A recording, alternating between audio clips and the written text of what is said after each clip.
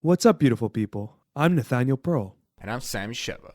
and welcome to Curious Chimps Podcast, a show where we explore the infinite complexities of the human experience. We do not endorse anything illegal, so please consult doctors, do your research, and for the love of all that is holy, be safe. All right, let's talk about drugs. Curious Chimps.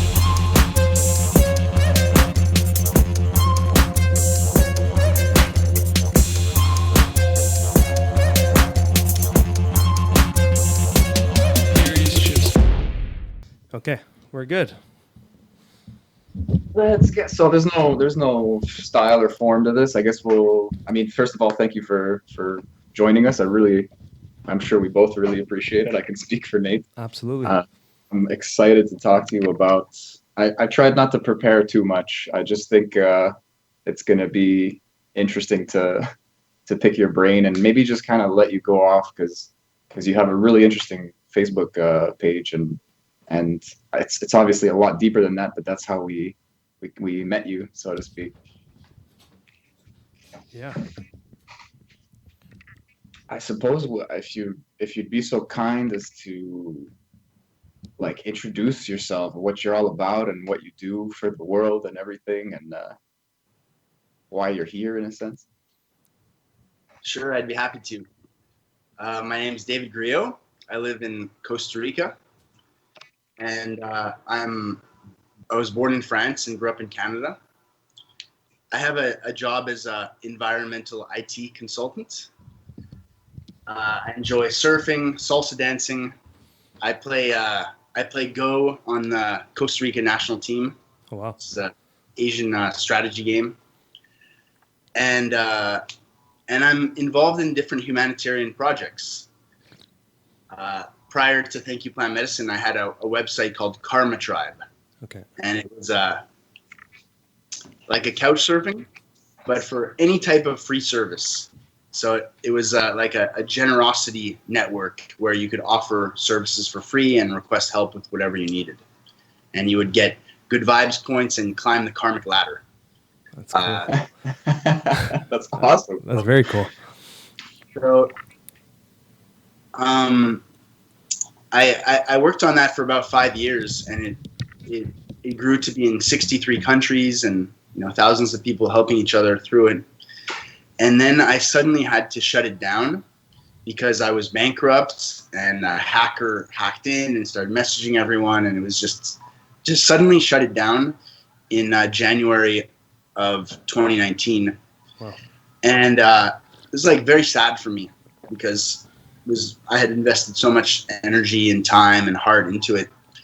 And it was in that space where I was really wondering like what to do with my life and like feeling very depressed that a friend invited me to an ayahuasca ceremony. And I said, you know what, I trust you. Let's check this out. And I had an extraordinary experience of finding out that there was so much love and light inside of myself and so much to give, and I was just getting started, and I needed to not be afraid to step up as a leader and follow my heart. And so a crazy new confidence was born in me that is hard to explain, but of just knowing how much potential I have inside. And so I went from thinking like that I had failed and that I had messed up my opportunity to give a gift to this world to thinking like, no, you are just getting started. So then I started assisting every possible ayahuasca ceremony that I heard of in Costa Rica, and drinking medicine, I don't know, like 20 times or something in the first like 8 or 9 months. Oh, and then me and my close friend, we went to go to the World Ayahuasca Conference. And I can't resist sharing that it's an interesting story how I even got there, because there was no way that I could afford going to Spain on a random like fruitless ayahuasca conference trip. But a few months prior, I had gone up into the mountains to do some mushrooms with some friends, and in the mushroom journey, I met a tax accountant who informed me that I had been overpaying on my taxes the past few years. And with her help, I got back like $12,000 just in time to be able to say like, all right, you know, now I'm going to go to this World Ayahuasca Conference. Like, I have no choice. This is a dream come true. So we ended up there, and it was one of the best weeks of our life. So many, maybe you've experienced this, that when you're in the medicine experience, it's just, you're going to like a synchronistic kind of synchronistic soup or something. Like, just everything becomes so synchronistic, and just so many coincidences and amazing people that we met. And then at the end of the conference, we came up with this idea about, what if we created a coming out day for everyone who had benefited to express their gratitude in unison on social media. Among those who have benefited from ayahuasca, from cannabis, from iboga, San Pedro, MDMA, we wanted all the communities of psychedelics and plant medicines to express their gratitude together on the same day. And this was February 20th, 2020. So we envisioned that 8 months later, in 8 months, we would be able to contact all these communities and get everyone involved into a coming out day. So that was where this idea was born. That's kind of how I found you guys, because I saw on my friends list there was just thank you plant medicine everywhere. I'm like, what's going on here? So it was really amazing to see. Sorry, you cut off there. Yeah, a gifted designer friend created this profile frame that went somewhat viral. There's no way to know how many people are using it, but this is what I saw too in my friends list. Like, tons of people using it, and just random people would be adding me, and on their friends list, like, everyone would be using it, and is like, so yeah, that was one of the vehicles for the coming out day to happen. I just want to go into your first ceremony. You said, what year was that when you did the ayahuasca ceremony? That was 2019. That was this past year. Wow. And prior to that, did you know much about ayahuasca or anything like that? No, I had no interest. I had a couple of huge experiences with like psilocybin in Mexico and Oaxaca, like 10 years before. And then San Pedro in Bolivia, in the island of the sun. So I had these two like really transformative experiences, but ayahuasca for some reason kind of scared me. I'd heard a lot of like bad things about it, and just, you know, it was stigmatized in my mind. Yeah. I feel like it's a little stigmatized. Well, I guess, yeah, stigmatized is the right word, but like, if there's something intense about it, even in the psychedelic community, it's like the psychedelic, you know, it's the plant medicine. Is whatever layer of kind of understanding or perspective you have, there's something of it being kind of the mother, the top of the tree kind of thing, you know. So it's for me too. I've only drank once. I mean, I maybe multiple times during the ceremony, but I only went to one ceremony, and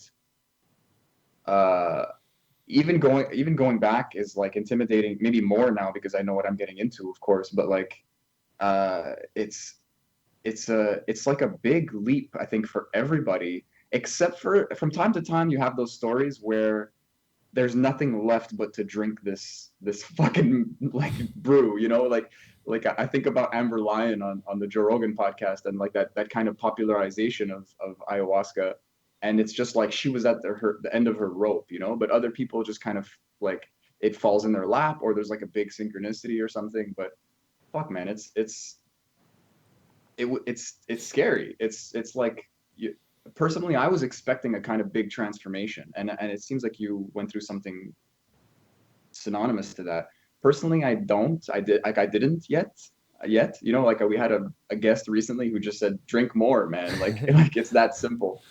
But I don't know what to expect, and I just feel like there's so much more to get out of it. And for someone to say they've drank like 20 times in the first few months, you know, like I have no idea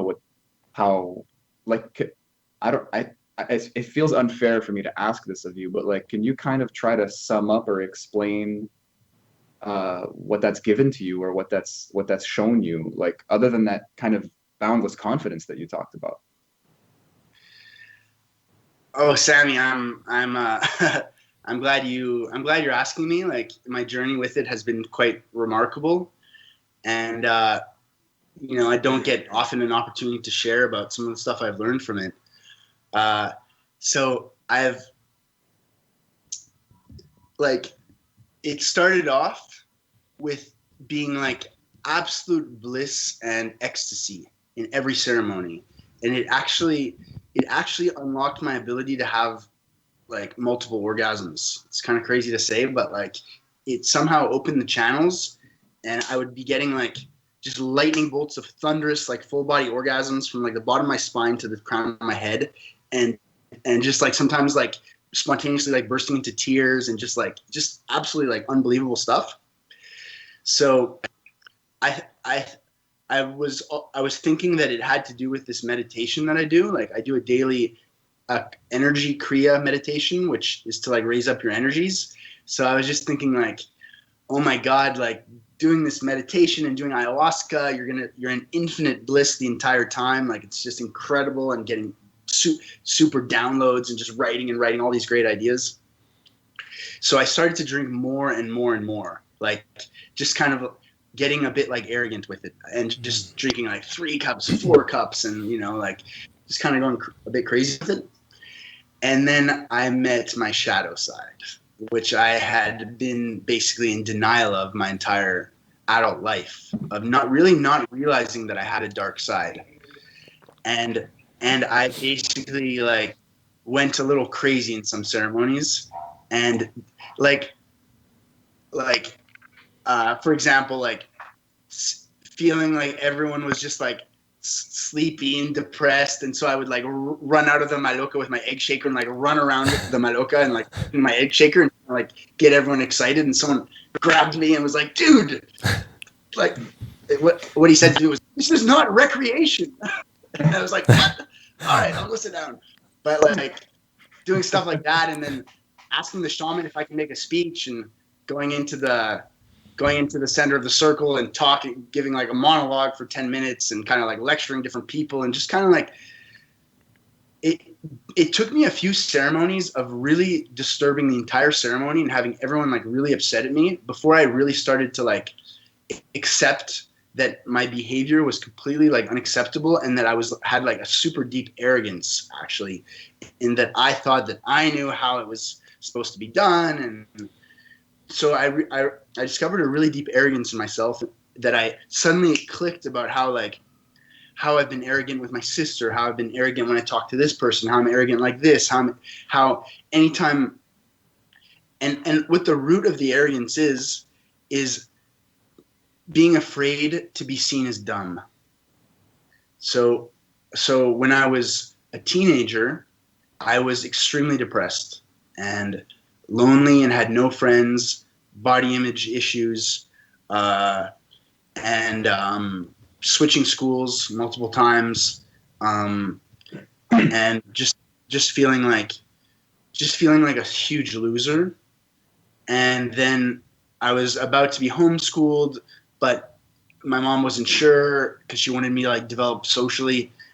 Anyways, she took me to get like a psychological test, and I scored highly on the intelligence. And she told me like, the psychologist said not to show you this report, so I will not show you this report. So then, of course, like in the middle of the night, I like stole the report and noticed that I had scored like really high. So then suddenly I felt like I was special. And so this is what allowed me to like build my self-esteem, on something like the grain of sand that then creates the pearl. Like I felt like I had something special. So then my entire identity became wrapped around my intelligence.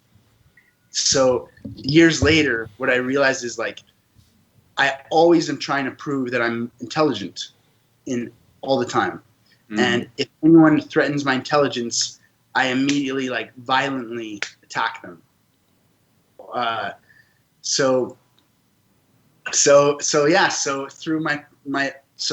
and then I realized that I had been having dark episodes with the ayahuasca, but I had been blocking them out of my memory.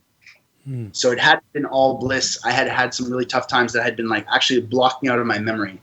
So anyways, so it's been a huge learning journey, and I've been able to realize like traumas that I have with my mom, traumas that I have about my intelligence, insecurities that I had, that played into relationships, and just like been able to really grow super deeply, like, and become way humbled and drink now medicine, drinking it with the highest respect and careful and not going overboard. And like, what has happened to me is that I've been able to flower musically. Like, Nice. I used to think that I sucked at music, that I was tone deaf, that I just wasn't good at music. Had that firmly planted in my mind because I've been stuck playing the same 5 songs on guitar since university. Ayahuasca blew me open musically. A couple ceremonies, someone was like, "Dude, are you a professional musician? Like, do you have some CDs I could get?" It's like, you have no idea what this means to me to hear this. And so I discovered the musical genius inside that I think we all have. And that ayahuasca has a way of getting you out of your own way to just express yourself from your heart. And the music really plays a role in how the medicine works. So now I just booked 10 guitar lessons, which I haven't done in 10 years, and I'm exploring tons of different types of guitar, and I bought harmonica, flute, bongos, all the speakers, like, so I think I see a didgeridoo in the background also. Yeah, that's my friends, yeah. But That's another fun one. but yeah, the personal development through it has been totally like unprecedented and just insane. And That's so cool. It's interesting that you talk about how you went from like this complete bliss and you were almost, correct me if I'm wrong, but you started craving that bliss a little bit when you kept drinking, trying to get back to that state. And then the mother plant it's happened to me too, because I've done ayahuasca quite a few times, and I noticed subtly this ego was forming, this like, oh, I got this, I drink the cup, I know what it's going to happen, I'm going to enjoy myself, with this like embedded expectation in a sense. And then I remember one ceremony, I think it was a year ago in the summer, and she just whipped my ass. It's like, you think you know what this is? And it just took me in like a washing machine. I went outside, I was lying on the grass trying to breathe. Like I thought I was on the brink of death, and it wasn't a pleasant experience. It was nothing of that matter, but it was valuable because it really showed me what I was forming and creating. And it's like, no. If you go down this path, like it was basically just, it's like, it was a big warning, you know? And it kind of showed me like, hey, put the brakes on this, respect me, because this is not a game, this is not a joke. It's cool. Yeah, it becomes its own little avenue of like, I guess, like, I mean, I love the imagery you said about the grain of sand that becomes the pearl. You know, it's like this little irritant becomes like you have this defense mechanism around this one little thing, and that can be anything, and that's like the kind of that's the true work of the ego, maybe, you know. And it's not maybe always a bad thing. I don't know. I have a lot of debate about this in my mind, but it is what it is, and it's just like you're gonna do that with everything, with ayahuasca itself. Sometimes it's amazing. Well, it's a great point David said, is about now when he does ceremony, you treat it with the utmost respect, and that's what it truly deserves. It's like you're working with a master plant, with a master consciousness way ahead of us. And it deserves that deep rooted respect and sacredness, and not worship, but just understanding that, hey, okay, I'm here to learn. That student mentality, you know? Yeah, and it also ties in with having respect for your community of people in the ceremony. Yeah. Because if you're carrying on or disruptive in any way, you're negatively affecting others. And possibly blocking them from having a major breakthrough in their lives, you know? So it's, you know, there's a lot of teachings in it about community and about how to, you know, hold space for each other and be respectful and be in service and be loving to each other. And that's a big point, because I notice in ceremony sometimes someone's going through something, and I had like an idea of maybe I should go up and hug them, but I'm like, you know what? I'm holding space. I'll send them the love. It sounds funny, like telepathically, but when you're in those states, it feels like fucking you're getting telepathic energy from the whole circle. You know, so that's how I hold space. And, you know, intervening is like how the ego wants to kind of be like, oh, I can control it, I can help him out. No, they got to go through their stuff. Yeah. So, but I think it also goes both ways, that sometimes the ego is like, no, I need to, everyone has their own battles to go through, you know? So it's like a delicate balance, because I've had it before where like if someone is going through a really tough time and I just go over and like hold their foot or something and just give them like so much love. And then later they tell me like, dude, you have no idea how much that meant to me that you did that, you know? And I know for me, I've gone into like really like deep downward spirals, and then like the angel, like the helper comes and just holds me for a second, and it's just like a crumpled up flower getting like a few drops of water and sunlight of just coming back to life. Yeah. So I think the way to navigate that, as my girlfriend would say, it's like the truth is vibrational. So if you really feel it in your heart that it would really be helpful to like give this person a little love right now, it probably would. But if in your heart you're feeling like, no, that this is something that they need to go through, then that's probably true too. There's not like a black and white answer, but I think that there is kind of like both of those situations can happen. Yeah, I thought you cut out for a like second.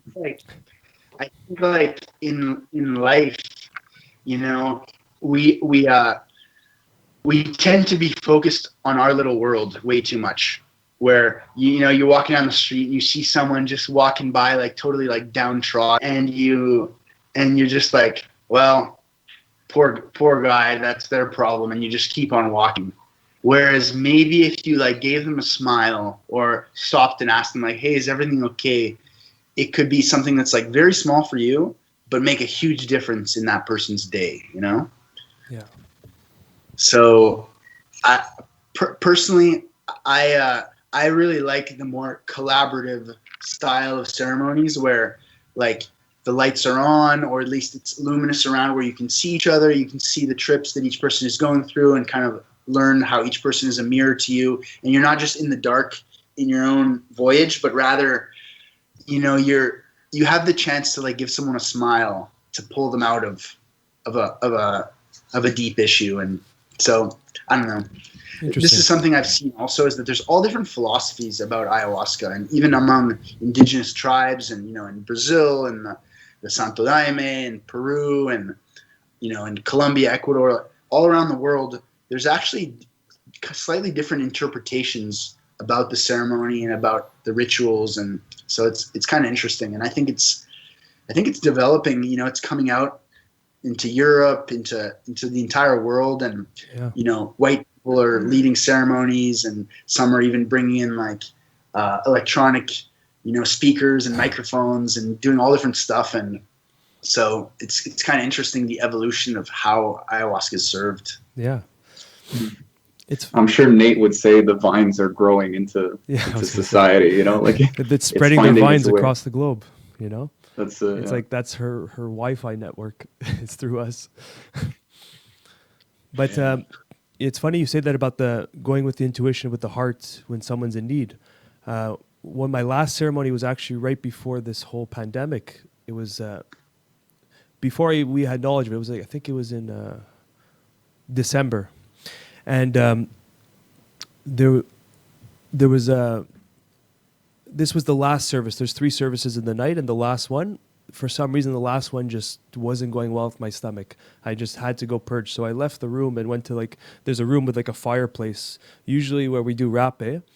And so I was just lying there with my bucket and just purging and purging. And there was a gentleman there, and he was lying down, holding his chest, taking deep breaths, and in between his breaths, he was crying. And he was exhaling, and then saying like, I am dead. And he kept repeating, I am dead, I am dead. And I was just so fucked up that I couldn't even go help him. But one of my other friends came and saw him and just put his hand on his chest. And they had a moment for like an hour where he was just helping him breathe. And he's like, you're alive, brother. You're alive. And I was there purging, watching this. And it was like a synchronicity moment where we all were just feeling it, and he was just helping the guy through it, and the guy was working through his process. And then I remember just watching and being like, this is so beautiful. This is so beautiful. And the next day when we had our sharing circle, that guy broke down into tears and said, like, you got me out of wherever I was stuck. Like, thank you, brother. Like, I thought I wasn't coming back. And it was just like a constant reminder, like, hey, man, you're here. Just keep breathing. That's beautiful. Yeah, it was that moment stays in my mind's eye forever. It was incredible, you know? So there's this space, man. There's this space you give for people. Like, it's like, it's hard to explain. Like I said, I've only experienced this once, but the setting, the ceremony itself was half, if not like 90% of the experience, you know, the people and the ability to have moments like this, you know, all these transformative moments. It's like there's a vulnerability because maybe obviously you're experiencing ayahuasca, it's experiencing you, if you will. And you know, in that moment, I can feel myself thinking, like, maybe I'm just a fly on the wall. Maybe I just have to worry about myself. Maybe I should leave. Maybe I shouldn't leave because that will make him feel like a shame or something. But I'll just pretend that I'm there. Like, none of those things happen. Maybe they went through your mind, but then eventually you get to the point where you go, we're all in this room together. We are all alive. This is happening right now. And even though you're not the one with the hand on the chest, even though you're not the one who needs the hand on the chest, you're in that room with that person, with those two people. And it's that same feeling when you're in the room with everybody. Yeah. And like you're saying, you kind of want some light. You want people to look at each other. You want to hold the foot. There's that vibration, like your girlfriend says. There's an honesty with what's happening in the moment. And it's not a rule of thumb where it's like, don't talk to anybody or talk to everybody or everyone hugs after or everyone this, everyone that. It's what is needed in the moment. And that's not always what's happening in day-to-day life, unfortunately. So it's kind of like that's a practice in itself. I don't know. That's a beautiful thing that I experienced that I hope I can kind of integrate and learn to use in day-to-day life. But it wasn't even kind of like the direct message. It was just kind of this unconscious like forum or field for how to be human that I think is a really beautiful thing, really good practice in itself. Yeah, I don't know what my point was. I just kind of No, but I love what you said there of like it's like a field for how to be human. You know, that's what it feels like. Is those ceremonies are, it's a training ground for the ceremony of life, and about being sensitive to everyone around you, about realizing how everyone is a mirror to you, and realizing how you have both like things to heal and, you know, a capacity for service, that you have times where you need to receive and times where you need to stand up and give, you know. And it's I always get the sensation that it's just pulling me into the present moment, into like absolute present moment, and seeing things clearly about the nature of life. That's something I could possibly really relate to. Like, maybe I wouldn't have put it the same way, but something I really took away from my experience, I think it was on the second night. I don't even remember now, but I literally I kept hearing a voice that was, because I was like trying to get something out of it and trying to kind of control the situation, and you don't even realize that you're doing these. They're all kind of subtle and mental, you know. And I kept hearing this, like, it's almost like there were these two things that were talking to each other, and they were watching me. And they were very parental. They were very like looking down at me, but like with a lot of love, with a lot of care.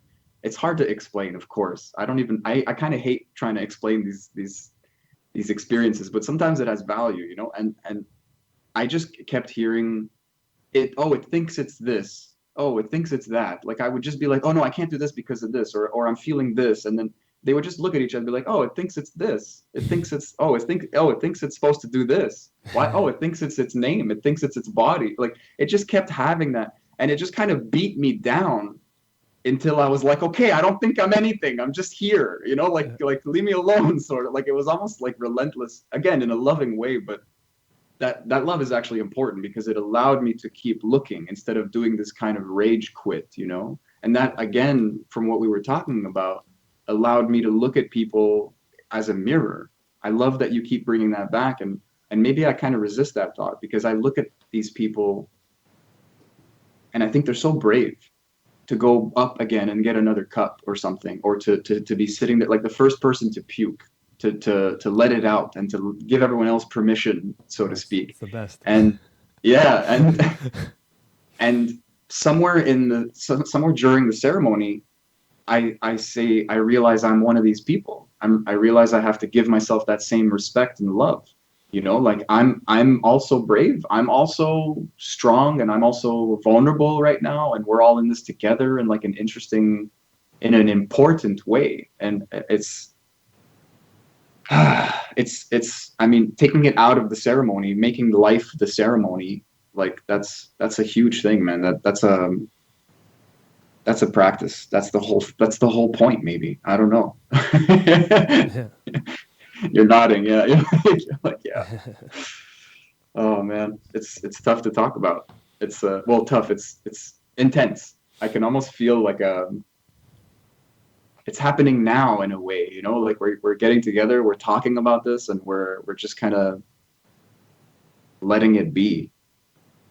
And that's hard sometimes, especially in a podcast. I feel like there's moments when we can just kind of stop and think and have these silences, and then we go, oh no, wait, like someone's listening to this. Like we need to talk.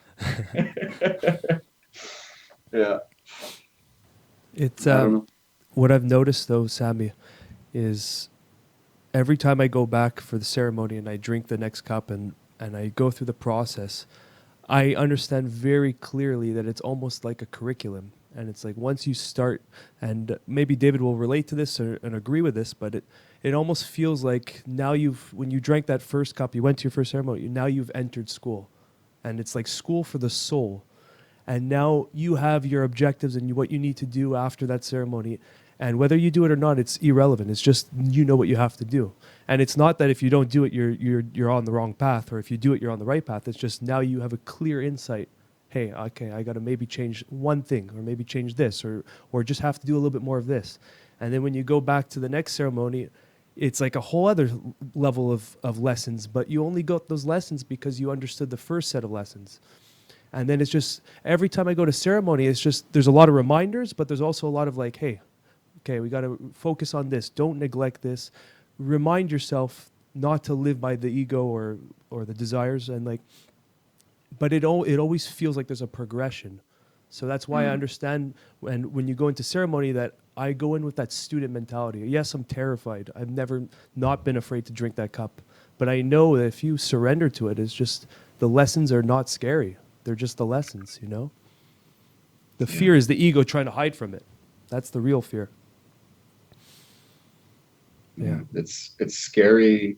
It's not scary like skydiving or bungee jumping, where you really feel like you're in danger. It's scary like taking a test. It's scary like this is important.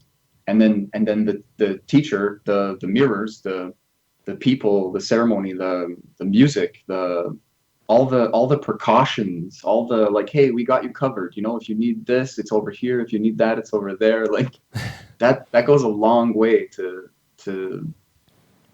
like let go and let be, sort of. And then all the learning happens there. And I guess it's funny you call it a curriculum, because I just heard myself talking about my experience, sort of, and maybe my first lesson is false identity. In a simple way, it's just like, oh, it thinks it's this, you know, like you're not that. And then that allows me to see what I am, which is in the moment. I am being me here, and so is everyone else. And then that mirror comes, and fuck, man, so much to learn in that alone. I think I could just park my car there, so to speak, for a long time. Absolutely, man. And what I love what David said is that the guides that help you, they're angels, so to speak, because they sure feel like that sometimes. When I don't know what it is with me, maybe I just got a lot of shit to let out, but I almost 80% of ceremonies I puke and purge and let it out, and I love it. It's beautiful. But there's always a moment where I have to leave the group for like an hour and just let it out.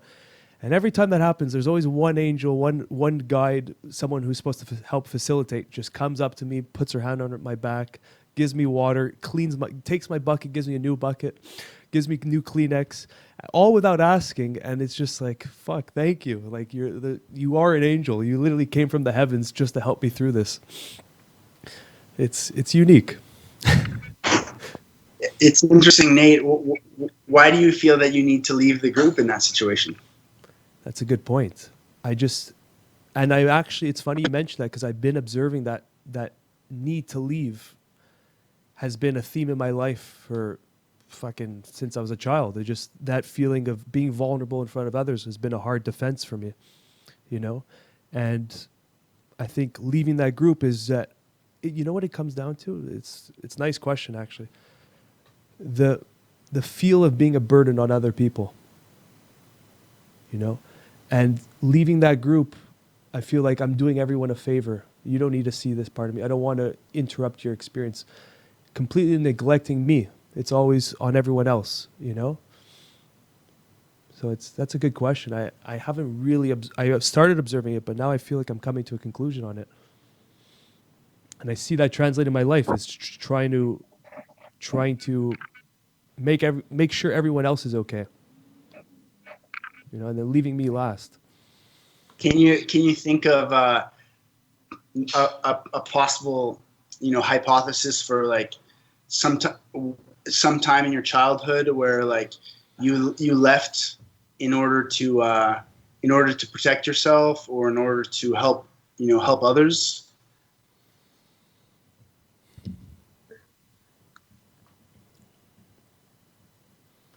I have to meditate on that. You're like, shit. Yeah. I have to meditate on that. I have to see where that pattern formed. But I've noticed it. This is not the earliest memories, but I've noticed it when I used to hang out with groups when I was really young, like 11, 12, that I never liked pushing what I wanted to do. It was just easier to follow what they wanted to do just because I didn't want to avoid confrontation. If we were like a group of 3 and there was just this clash between 2 ideas, I would just be a neutral every time, neutral. So, you know, I think that's where it also started, is creating, and it formed that idea that, hey, just take yourself out of the equation and it makes it easier to solve this problem. You know? I really resonate with that. Like one thing that I was dealing with is that just like a frequent like self-consciousness of, for example, I'm walking with my dog down a road and a car comes and I just feel like a pang of like self-consciousness of like thinking like, what do I look like, you know, to another person? And I like looked at that in ceremony and I got like a vivid memory of when I was 5 years old, had just moved to Canada from France and like starting at a new school. And I remember feeling like everyone was friends with each other except for me. I was the new guy, and just trying to figure out how to make friends in those childlike social dynamics. And I thought like, well, what I'm gonna do is I'm gonna like just really try to see like what do the other people want to see, and just be sensitive to what other people want to see, and I'll act that way, and then that's how I'll make friends. And so that became kind of like my basic like social strategy of being sensitive to what other people wanted to see and acting accordingly. And then, but as I look back on it, I realized like that's what allowed me to make my first friends in that difficult situation. So it was like a behavior that you adopt as a child that helps you, but you grow out of it and then it limits you. So I was able to like kind of like give myself some compassion and be like, Dave, you know, like, thank you for taking care of yourself and, you know, using this strategy. Like as a kid, this really helped you, but you don't need it anymore. You know, like it's limiting you and you don't want to always be paralyzed by what other people think. So like just release that. Oh, you know? Sorry. That's my alarm. Sorry. Yeah. No problem. So it might be something like very similar of like a behavior that was really helpful to you as a child to protect you, but now you've outgrown it, you know? You know, now that we're talking about it, it does. Me and Sammy were talking about this the other day because Sammy asked me, he's like, "What's your first memory? What you remember?" And it's funny that maybe I took it from a different angle, but maybe this is just a symptom of that memory, and it also formed its own patterns in my life. And I actually saw this on my first ayahuasca experience. It was just like the way I described it in the past is that my life was laid out in front of me like trees, like tree branches. And every tanglement was a moment in my life that something like a trauma or something, and then patterns formed and that branch was kind of stuck and I had to untangle the branches. But we got to a memory and ceremony where it was, I was very young and I have no blame or I'm not upset about it. It's just, it is what it is. But it was back in elementary, like maybe grade 1 or 2. My mother came to teach a small group of people how to tie shoes. Something as simple as that. And she took me and like 4 or 5 girls. This is just my memory. It could have been a bigger group. And she taught everyone how to tie the shoes. They did the little bunny ears. You pull it under, you pull. And I couldn't figure out for my life. I was trying, I just couldn't figure out. And the girls got it one shot, easy. And my mother's frustration because I was her son came out on me, and she kind of mocked me in a sense, just out of frustration, like, "Oh, you can't get it." And all the girls and her just kind of became this team, you know, like, "We got it, we figured it out." And now I used to take the angle that it was just, that's what put me into a ball to make me to work on my own, because it took me 2 weeks after on my own to figure it out. And then when I showed it to her, she was like, "Oh, it took 2 weeks." Like, it was not appreciation. It was still like frustration. But now I'm seeing it from the angle of maybe at that moment I looked at that group and felt like an outcast, felt like I didn't belong in that group. I was weighing down the group. And I didn't have that perspective until this conversation. Is that makes more sense. And then I just went on my own and figured out how to tie the shoe on my own for the 2 weeks. And then I figured it out, and that's what I formed, like this independence. But it's really out of pain and out of feeling like an outcast, you know? And that's kind of my life pattern from that moment, went on from there, you know? So Wow. Incredible. thank you for that angle for me to look through, because I kind of missed that one. It was like a blind spot. So this need to escape or to get out and to do it on my own is stemming from those moments. Yeah. Wow. That's some deep shit. Thank you. A really interesting thing a friend pointed out to me is like that when we lived in tribes, you know, like for, you know, during approximately like 100,000 years, you know, from the first Homo sapiens to the more sedentary, like agricultural people, like from like the year like 100,000 BC to 10,000 BC, we lived in like small nomadic tribes, and rejection from the tribe meant death in that context. So it's so ingrained in our DNA that rejection is equal to death, you know? So it's so painful to be rejected. It's like so painful. So I often think about that. And I've been obsessed with it lately. I mean, like, that's why I asked you about it. I had an epiphany lately about like my earliest memory and how it kind of governed my it's like foundational to my whole personality, to my whole paradigm of who I think I am. And I mean, it's, you know, when you were saying that, it made me think of how it hasn't been said in a while, but the people used to mention how the biggest fear people have, the most common fear is public speaking. And then second one is death. Like, death itself is less scary than rejection, than the act of failure in front of a tribe, in front of like a group of people. And I mean, it's a self-definition thing, which is really honestly kind of dangerous. Like continuing with a tribe and finding who you are, again, that mirror, like through other people, it kind of reveals a lot of truth. Like letting go of things that don't work because you bump up against other people's perspectives and they fail. And then you learn, like through rejections, through victories, through love, through family, through breakups, through everything. Because we twist things, you know, like I was thinking about how you said that you kind of found out through like some authority that you were intelligent, and it kind of redefined who you were. And maybe, like, just a thought, I don't know how true this is, but maybe this changed the way you looked at every moment before. You know, you felt like an outcast, and you had a depression as a teenager, and maybe that suddenly becomes justified. You go, oh, it's because I'm a fucking genius.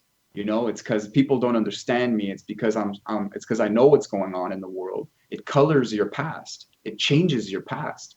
So we have a moment where we're embarrassed or something, or feel shame, and we might even be too young to really understand what we're feeling. But then every time we look back on it, we're reinforcing it. We're shaping it. And I just want to kind of put that out there because that sounds really powerful. And I don't know what to do with that, but that's a thing. You know, I picture a vine again. I picture something about ayahuasca, something about this. Well, I don't remember the name of the actual vine. I know it's like a couple of things mixed together. But there's this reaching. I don't know if you ever see a vine growing, but it doesn't have eyes or ears. You know, it just goes like, what the fuck do I grab onto? What is life? You know, and then it finds something, and then it starts tangling and tangling. So we find this first thing. It's not our first memory. It's the first shocking memory. It's the thing we decide is our first memory in an unconscious way. And we wrap around it and wrap around it. And then then you drink some ancient plant medicine, like somewhere in another part of the world, and suddenly you have to untangle this shit, you know? Or just the medicine takes you on that path of where that vine started from, and it's just a journey of seeing your entire life's patterns, following it. Because sometimes it's not even about untangling; it's just about observing and understanding. You know, that's a really big point.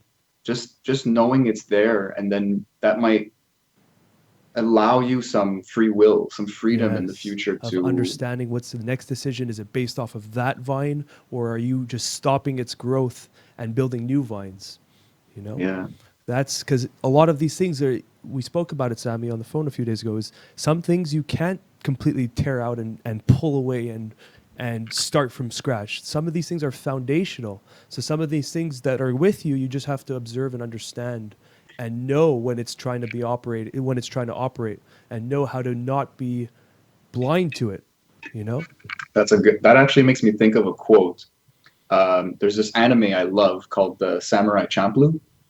And it's a great show. It's a classic anime. And there's this guy who talks about being free because he used to live on an island that was full of criminals and stuff. I might even be remembering this wrong, actually. So I forget the show, but the quote is that freedom, the definition of freedom, is knowing yourself and living accordingly. You know, we're not wild animals. Like if you want to feel free and you want to eat well and exercise and have a light body, that's one thing. You don't want to be stuck in a room like a cage or a prison.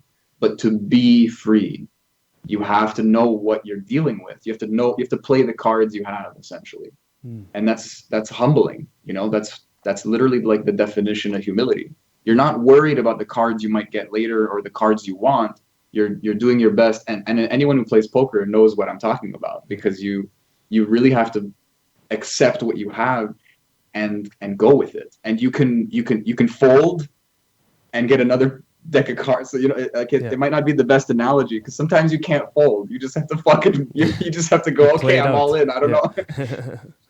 Yeah. It's intense. Life is crazy. Life is just fucking crazy. Yeah. It's very interesting when you start observing these patterns and seeing how you've been operating.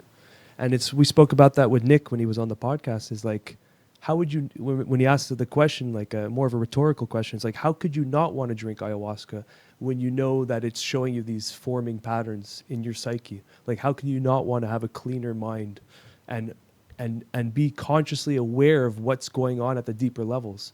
Because we all are guilty of it and victim to it. that we're operating on these programs that formed, like David said, like when you were a child, like, and what you said, like a memory that's not necessarily your first memory, but it's a shocking memory that just created that vine analogy that you use, which is beautiful, and it just wrapped around your life, and you just following that vine upwards till this moment, you know? And like we have so many of that, and how could you not want to dive in and see where it started, you know? Why am I afraid of leaving the group? Like this is a question I actually want to know. I don't want to just leave the group. I want to observe it, and I want to see where's this mechanism coming from? Can I fix this? Can I heal this? Can I observe this? Can I enhance my experience? Can I work through this? These are big foundational questions we should be asking ourselves. Otherwise, we're living with misery, you know? Yeah.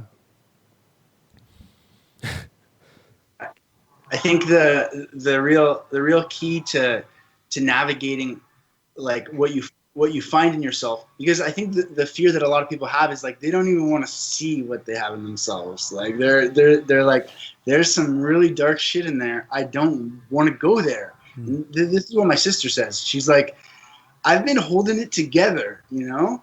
Well, like I've had dark shit in my past like bubble up, and I've been able to hold it down. Why would I want to go open Pandora's box? Like it makes no sense to me. But since it keeps manifesting over and over and kind of festering and causing issues for her, she's finally realizing like, all right, I guess I need to like go there and solve it once and for all. But like, I think the key to navigating those ugly things that you find inside yourself is with compassion, and like being just very compassionate and tender towards yourself, because a lot of the self-dialogue, at least that I have, is like pretty violent in nature. It's like, oh, you know, why are you acting like so like fucking crazy again? Or what's the matter with you? How could you treat someone this way? Or why did you do this? Yeah. Like, oh, this is so stupid. And, you know, like it's actually like very violent words. Yes. But if you can develop a bit of a new language in how you actually treat yourself and explore yourself. And by the way, this is all what nonviolent communication is. I don't know if you've heard of it, by Marshall Rosenberg. No. He developed an entire new theory of communication, which he used to then mediate conflicts in Afghanistan, in Rwanda, in Iran, like all around, in the most extreme conflict areas. They call him in to mediate conflicts, and he developed this theory called nonviolent communication. And it's the most extraordinary thing that I've ever seen. And I just watch his videos and audios every day for like the past 6 months. Wow. It's totally changed my life. So if you can, and this is also what Dr. Gabor Mate, you know, the famous Canadian trauma expert, he says, like, have to be like compassionately curious as you explore yourself and hug yourself and be like, what happened to you? Oh, like, you know, why did you do that? Oh, you must have really needed something, you know? Like, and so with compassion, we can go deep and really heal. But with violence, it's just the walls become even more strong. I find it so funny because I'm guilty of that too. Is like hugging yourself. We need to hug ourselves more. But I catch myself when I screw up. Let's say, even though there's no such thing, if you really break down, there's no such thing as a screw up. But in your perception of something, you make a mistake or you didn't do what you were supposed to do. We are so aggressive towards ourselves. It's like we'd never say this to our enemy, but we would say it to ourselves like almost mindlessly, like just throw it out there like it's nothing. But you're saying some of the most hurtful words to your own self. And it's just amazing how a lot of that's even unconscious and not goes unnoticed. You know, like I'm such an idiot. And then you just go about your day like nothing happened. But you just really insulted yourself. And there is some pain that will be followed from that, whether you're conscious of it or not. But even if someone you know screws up, you're not going to go, you're a fucking idiot, bro. You know, and it doesn't happen. So it's amazing. Yeah. It's really incredible that we're victim to this. And a lot of us, these are the systems that are just on repeat in our minds, that are just going on this circle. And we're just following we do something, we screw up, we yell at ourselves, we go back to our task. And there's no growth there. It's just like you're on a record player, just going in a circle, you know? It creates like a toxic, chemical, biology, like within yourself when you're mean to yourself. Like studies show, like it can actually cause illnesses and stuff. Whereas when you're loving, you're creating like oxytocin. It's so true. Chemicals that fill you with radiant good health, But hold on, I have a friend making a smoothie. Step outside. It's all good. Actually, you guys talk for a moment. Yeah, absolutely. Oh man, I love the self hug thing, because it just makes me think about how there's such a promotion in society, kind of unconsciously. Like, I don't know if it's a conspiracy or anything, but there's just this need for people to feel like they're better off alone, like they can't rely on other people. And at the same time, there's this strange stigma of like this genuine self-love. Maybe not, I don't even know if it's a stigma. It just seems kind of alien. For me personally, for a lot of societies, I don't think so. But like to really hug yourself. Like I've been feeling very depressed lately for various reasons. And I think a lot of people have reasons to feel very fucked up right now. So I don't think I need to really even justify it. But maybe I never need to, if we're going to go down that route. But I've been literally instinctually hugging myself. Like it's just something my body needs. I'm like in the middle of crying and feeling like a pile of, not like a pile, like just a puddle. And then I just kind of wake up in this position, sort of. I just kind of like maybe in a shower or something, and I'm holding myself, because it's like the present me is going a second in the past and holding me. Like I remember when I was really depressed and I was having these kind of epiphanies, I even kind of pictured myself as a baby. There was this part of me that was like helpless, but it wasn't. But I was able to help myself, and it was. I got a lot of people. A lot of people gave me powerful reactions when I was explaining this. I was kind of looking at myself and being like, "Hey, man, what's wrong? What do you need?" Exactly the way David was saying it. Yeah. And it's so powerful because it's me actually doing it. Yeah. In yoga they say the left hand washes the right hand. Like the left hand could slap the right hand also. Like it's you. It's not a voice. It's not a record. Like we're using all these analogies. But it's you. You talk to yourself this way. You are listening to what you're saying. You are hugging yourself. You are loving yourself. Yes. It's you. It's not a thing. It's not an entity or a plant medicine. It's fucking you. It's your voice talking. It's you, man. It's just, I'm ranting, but like. But Sammy, think about that.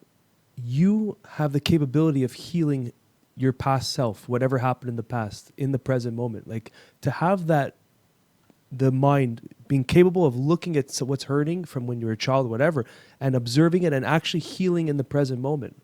How powerful is that? That you can go back in the chapters, look at chapter grade 2. Okay, I felt like an outcast. Let's heal this. Let's fix this. And let's continue onwards. How powerful is that? Think about it. And what's funny? I mean, that's really, I don't want to step on that. That's a really powerful thing I want to keep talking about. But when you're like in the shower or when you're about to go to bed, and you're like, and you think of those moments, like it's trying to heal itself. Yes. You feel the pain, and you either have to lick the wound or set the bone sometimes, but it comes back on its own. You don't necessarily need ayahuasca or iboga or something. These things are powerful and beautiful, and we repress things like ninjas because trauma's trauma. Like it's just the way it is, and it's all kind of have these evolutionary roots, but it bubbles up on its own, like the sanskara. What is it? Sanskara, like those ideas in Vipassana, where like if you sit in this silence, you realize there is no silence, and like Ash Dykes was saying about his body, but the mind too. The layers, the thin layers dissolve, and then the traumas start popping up, and you're going like, what? Oh shit! I think that way. I think that's the world. I think that's me. Like, oh my god. And like you said before, just seeing it is enough sometimes. Yeah. Just knowing yourself, that could give you the freedom. That's the healing process. just Yeah. observing. And sometimes all you need to do is observe it, and it just fades away, you know, because it was unconscious. It was happening under in the deeper levels of the mind. And that's all it was. Once you see the answer, you're like, oh, okay, I know it. And then some answers are super profound, and some okay, 1 + 1 is 2. Okay, let's move on. And then that's a foundational truth that carries on in your life, you know? Yeah, for sure. And it makes me think about serving, because David, you use that word a lot, and it's a word I'm afraid of a little bit, because I feel like I need to be fit to serve in a sense. And I think that that's the beginning of that, is when I see when I see and accept myself as a whole, and I see all the power I have and all the flaws I have, then I can be and accept the mirror that we keep kind of coming back to. And then I think that's where I need to serve from. But I don't know. I'd love your thoughts on that, because I think it's a big hurdle for a lot of people. And maybe not everyone should serve or needs to serve, but maybe try it. Like, maybe it's part of the practice. I'd love to know what you think about that. Oh, yeah. Well, service is my favorite subject. So, you know, in yoga science, there's this word dharma, which has 4 dimensions to it: nonviolence, truth, purity, and discipline.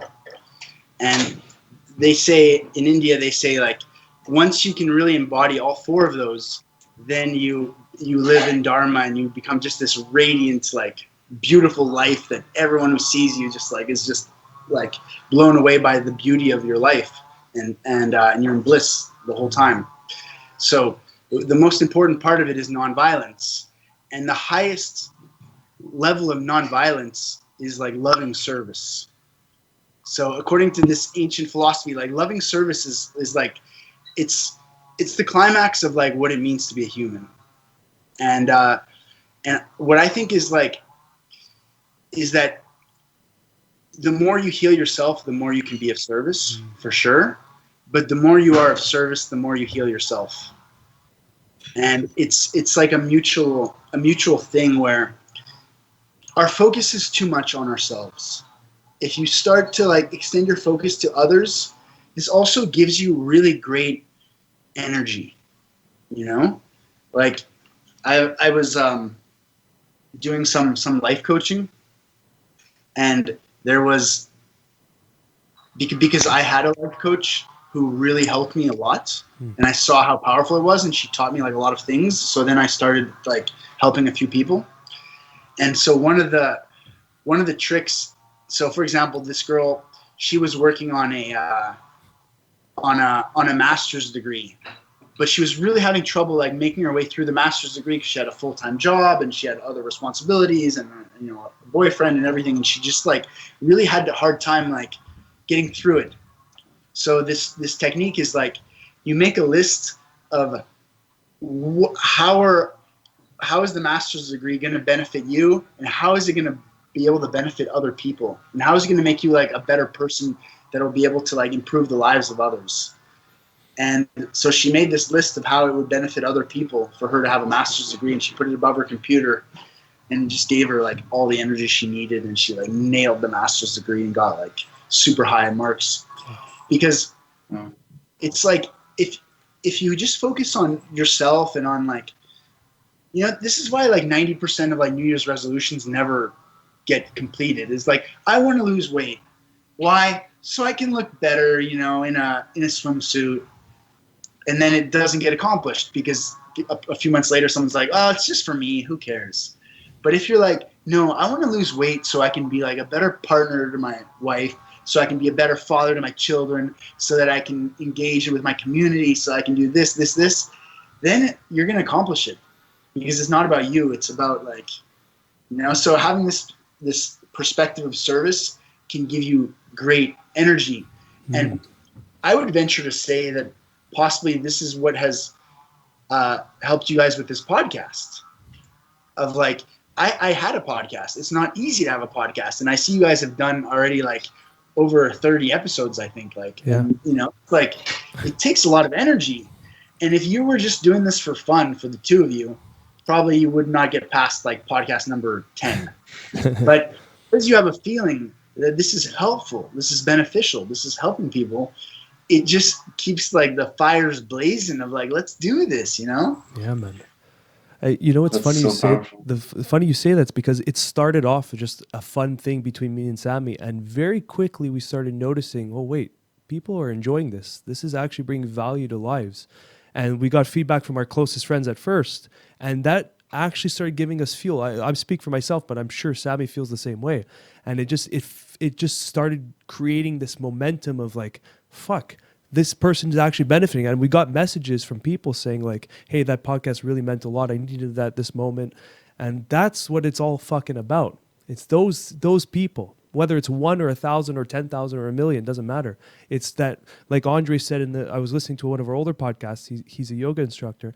And he said if he learned a lesson that if someone has one out of the entire class, one breath in their practice was their best breath of the day, that's a job completed. You know, and that's what I'm feeling that now as this podcast is growing, that fuck, if that one person just takes one little snippet, whether it's a 5-second moment or the whole clip or whatever, and something changes, like how beautiful is that? How, like, that's fucking gorgeous, you know, that gives a tear to me, you know, that's incredible. It's also unexpected because like I started this question, I'm feeling intimidated by service, but it's actually taking the pressure off, and it's saying I just need to do a little bit of good. It's worth it. I just need to, and it's not about you anymore, and it's so motivating. Yes. And whereas before it felt restrictive, but it's this neurotic behavior of like, how is this going to affect me? You start overanalyzing and trying to play with all the little mechanics of your existence. Whereas if you just kind of like go outward and try your best, I mean, there's this funny illustration that's actually, apparently it's like really old, but I don't remember where it's from. But I think it was like a psychologist who was saying like, this is what a happy person looks like, and it's like a diagram it's like a silhouette of like a person, and their vision is going outward. And it's like, this is the diagram of a depressed person. It's the same person, but then like the vision is just going inwards. And I fucking love that, man, because I just go like, oh yeah, that's me. It puts a new light on service itself, and it puts a new light on the podcast, because I some days I'm not motivated to do fuck all, and I still do what I can to show up for this because I feel like it means a lot to me, and I feel like it means something to other people, and in a greedy way that might give me more value, give the experience more value. But some days I really just, I don't know what makes me show up, and it's me, it's Nate, it's my guests, it's the viewers, it's you know, sometimes people ask us, why are we doing this? And I always throw in somewhere in the explanation, it's about community. And we didn't start it that way. We actually started it because we wanted to promote plant medicine. And I think plant medicines and the podcast have become something that naturally just promote community. We just want people to feel like they're not alone, because a lot of people do, and they aren't. We simply aren't alone. Amen, man. Fuck yeah. I'm gonna fucking cry over here. Fucking let it out. And Sammy, I wanted to say, because at ceremony, I'm not going to name them because of legal reasons. They're not operating in a legal area, but I was talking to the female facilitator, and I asked her, because she's such an intuitive person, incredible soul, so compassionate, and really listens to you and gives. At ceremony, she's doing so much for the group. She's cleaning, she's preparing the meals, she's making sure this is like hard work for groups of 10, 15 people. And I asked her in the sharing, like afterwards, after the ceremony was over, I'm like, how do you do it? Like, this must be energy taxing, doing this weekend after weekend. I'm like, what's happening inside? Like, are you burning out ever? How do you get this energy? And she told me when she drinks it and when ceremony starts, it's like this force field, in a sense, goes around her. And all of a sudden, it's nothing to do with her anymore. It's about everyone else. And it's about making sure everyone is okay. And she takes care of everything. And it's almost like ego is completely separated. It's just service, treat, service, everyone. And she's been serving for years in Vipassanas and all sorts of things. So her level of service has been worked on. And then she says, once the ceremony is closed and the space is closed, Now I come back and then I rest and I take my time to recover. But it's in those moments that it's not me anymore. It's not my, I'm just observing what's happening and I'm of service. So that's a really beautiful illustration she gave me. And it gave so much meaning to it. This is not about you. It's not even a question worth asking in a sense, because it's about us. And she's just offering herself to help everyone. Yeah. It's humbling, man. That is very humbling. And then to even switch it and to relax, to then be of service to herself. Yeah. There's a beautiful metaphor that I think of a lot, expressed by my favorite spiritual teacher called Sadhguru. And he says, like, enlightenment is very much like a bulb, a light bulb, where like the brighter it gets, the more you see everyone around you. And the brighter it gets, you start seeing everyone, you know, as basically as part of yourself. So yeah, I think like spiritual development, I guess, like goes hand in hand with just like seeing more and more people and being more and more sensitive to what they need and what's going on. That's beautiful. You know, that kind of takes a load off, because I don't know what, I just kind of had this epiphany with that visual, with that imagery. Like, all you have to do is kind of feed that light. Like, people try to reach enlightenment, try to dissolve the ego directly, and that is a action. That's like an egoic action, and you have to start kind of playing this strange tug of war, and it's like a car that won't start or something. It's like you're trying to shift gears in a way that doesn't work. But to just kind of expand your light, and the light is self in a way. It's let it grow. It dissolves in a way into everything and everyone, but let it spread. Let it actually grow and be bigger and stronger than ever. Ugh.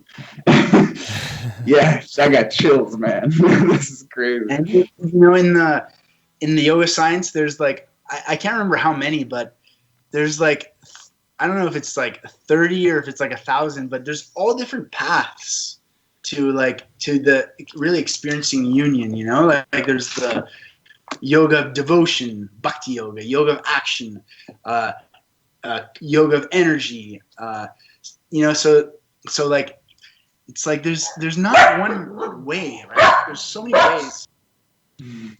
Sorry, that's my dog. That's all good. I love it, man.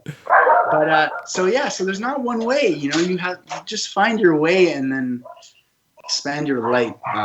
Yeah, and that's a big point. That's a big point you made about there's not one way, and sometimes this is another ego trap: is that you think you have to go down X way or X path to get to X or Y result, but also understanding that you could veer off of it. You could go into you can spring off new directions. That path that you follow passionately could be the start. And then as you're going along, you start realizing, this makes more sense. Or taking pieces from other places. And that's what's beautiful about it too, is separating yourself from having these rigid beliefs. Because when you have a rigid belief, when you're married to this path or this idea, that's where ego can hide and sneak in, you know? It's a big lesson. Yeah. What an amazing conversation it's been, like just visiting like all these different topics and seeing how they all interweave together. It's really beautiful. Brother, dude, I can't. This is I really appreciate you coming on, and appreciate the Thank You Plant Medicine and what you're doing, and this conversation specifically, just where you got my mind to go, which I haven't really looked into. This felt like a ceremony in a sense. I feel the same way. I got it, man. Cool. Well, thank you very much, guys, and hope to keep in touch with you and maybe to see you down in Costa Rica sometime. Absolutely.